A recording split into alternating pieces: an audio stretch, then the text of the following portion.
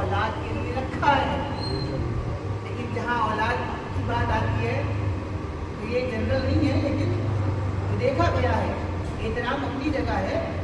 لیکن کیا ہوتا ہے کہ کچھ دن کے بعد ماں باپ سے یہی تو کہا جاتا ہے آپ ہمارے معاملات میں انٹرفیئر مت کریے. ارے آپ کو کیا سمجھ میں آئے گا کہ ہم کیا بات کر رہے ہیں؟ آپ کو ہمارے مسئلے سمجھ میں نہیں آئیں گے. ماں باپ آپ کو مسائل جب سمجھتے تھے کہ جب آپ بولنا بھی نہیں جانتے، جب آپ صرف روتے تھے تو ماں یہ سمجھ جایا کرتی تھی کہ آیا آپ بھوک کی وجہ سے رو رہے ہیں یا ڈر کی شدت کی وجہ سے رو رہے ہیں. ہوتا تھا کہ نہیں ہوتا؟ ابھی بچہ ہے ماں کو دیکھ رہے ہیں. یہ جو آیت کریمہ کی تلاوت کی ہے قرآن کریم کی سورہ الاسراء آیت نمبر 23 اور 24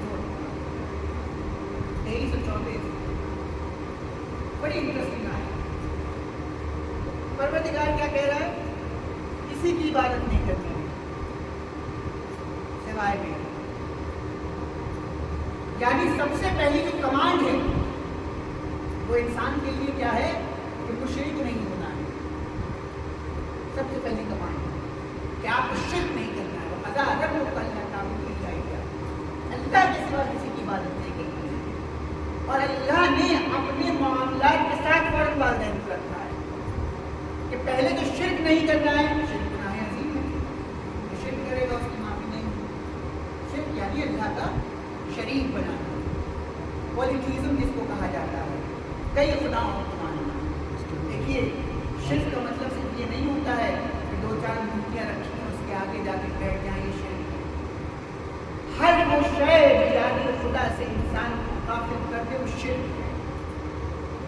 اسی لیے ریاکاری کو شرک کی سب سے نچلی اسٹیج پہ رکھا گیا ہے کہ جہاں پہ انسان کے دل میں یہ خمار پیدا ہو جائے کہ بس میں سب سے بڑا میں، میرا نام نمو.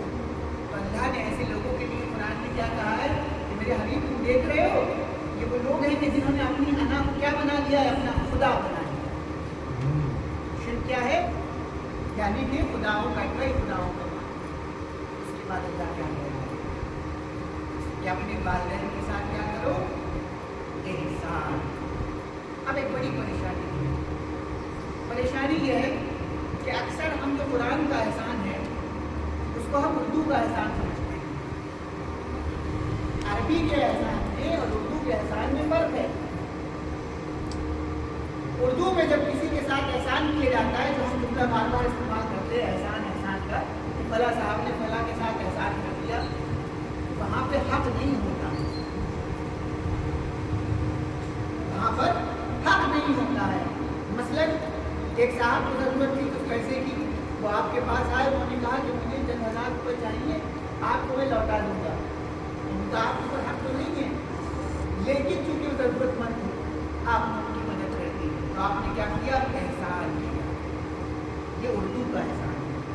تو ہم یہ سمجھتے ہیں کہ جو عربی والا احسان ہے جہاں پہ پروردگار کہہ رہا ہے کہ اپنے ماں باپ کے ساتھ احسان کرو، تو ہم یہ سمجھتے ہیں کہ شاید یہ وہی والا احسان ہے. نہیں، غلط. یہاں پہ اللہ آپ کو کمانڈ دے رہا، یہ اللہ کا امر ہے، یہ اللہ کا حکم ہے، جس کو ہم کیا کہتے ہیں؟ یہ ایک ایسا امر ہے کہ جہاں پر انسان کو اختیار نہیں ہے بلکہ انسان کو حتماً وہ کام انجام دینا ہے. اور وہ کیا ہے؟ اپنے والدین کے ساتھ احسان یعنی حسن سلوک. اور حسن سلوک کا مطلب یہ نہیں ہے کہ آپ نے ان کے ساتھ ذرا سا بھی کچھ کر کے سمجھ لیا کہ چل 1,000 روپئے دے دیا، کچھ کر لیا، سمجھ لیا کہ بہت بڑا کام کر کے. نہیں، اسلام یہ کہتا ہے کہ آپ اپنی حدود سے تجاوز کر جائیے، اپنے ماں باپ کے ساتھ نیکی کریں، اپنی لمٹس کو کراس کر دیجیے. جب آپ کے والدین کا معاملہ ہے، ان کے ساتھ احسان کرنے کا معاملہ ہے، ان کے ساتھ نیکی کرنے کا معاملہ ہے. صلوات پڑھ کر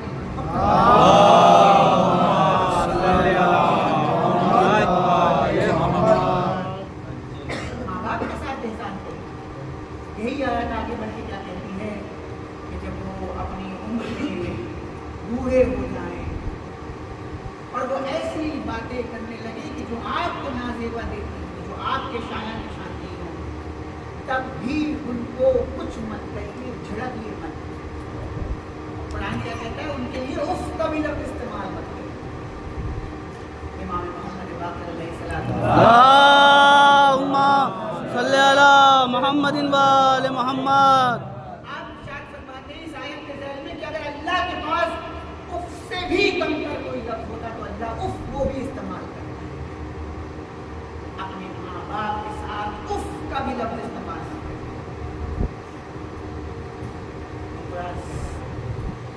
آیت پڑھ کے کیا کہتی ہے؟ وَخْفِضْ لَهُمَا جَنَاحَ الذُّلِّ.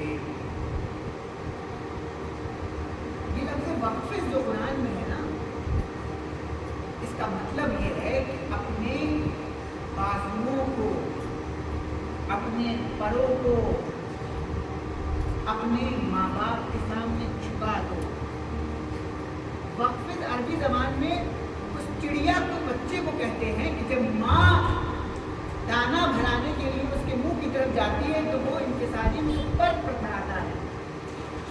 اس کے لیے قرآن کیا کہتا ہے؟ وقفز. یہاں پہ قرآن کس کے لیے استعمال کر رہا ہے؟ والدین کے لیے. کہ اپنے والدین کے سامنے جب جاؤ تو اپنے آپ کو اس چڑیا کے طریقے سے، چڑیا کے بچے کی طریقے سے بنا لو، انکساری میں، تواضع میں، کہ جہاں پر وہ اپنے پروں کو پھڑا.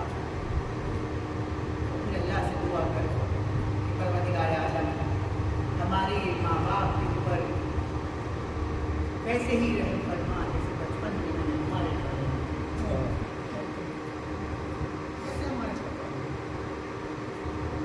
والدین کے ساتھ بیان کیے. یہ بڑا مسئلہ ہے. اور دیکھیے جب سماج میں ذرا سی بیداری ہوتی ہے، جب ضمیر کانشیس ہوتے ہیں تو انسان کوشش کرتا ہے. آپ کو پتہ نہیں کتنے لوگوں کو معلوم ہے، مگر ہندوستان میں قانون ہے. اس قانون کو کہا جاتا ہے رائٹس آف پیرنٹس ایکٹ.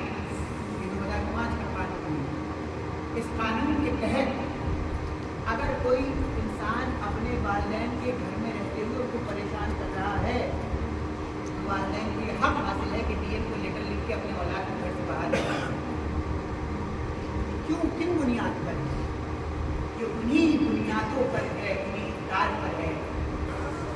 یہ جو آپ کے والدین ہیں، یہ آپ کے والدین نہیں ہیں، یہ اللہ کے رحم کا مینیفیسٹیشن ہے. اللہ کا رحم دکھائی نہیں دیتا ہے انسان کو، لیکن کس کے ذریعے دکھائی دیتا ہے؟ والدین کے ذریعے دکھائی دیتا ہے. لفظ رحم کی بار بار تکرار ہوتی ہے. آپ دیکھیے کہ فتح مکہ ہوا، پیغمبر موجود ہیں، وہاں ایک عورت تھی، اس کے سینے سے کچھ دیر کے لیے اس کا بچہ جدا ہو گیا. پیغمبر نے کیا کیا؟ تھوڑی دیر بعد بچہ اس کو مل گیا. جیسے ہی اس عورت کا بچہ اس کو ملا، اس کو فوراً سینے سے لگا دیا. پیغمبر نے کہا یاد رکھو اللہ تم سے اس عورت سے 70 گنا محبت کرتا ہے. یعنی ماں